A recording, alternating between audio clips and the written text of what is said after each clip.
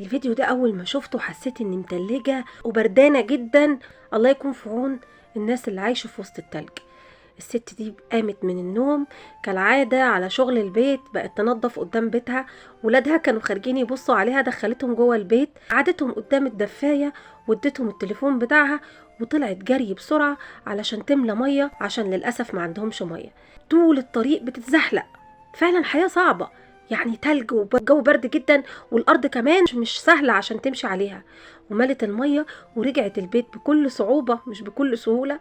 وبعد ما رجعت بيتها حطت ميه تغليها على النار، وجابت الغسيل بتاعها وغسلته في عز البرد.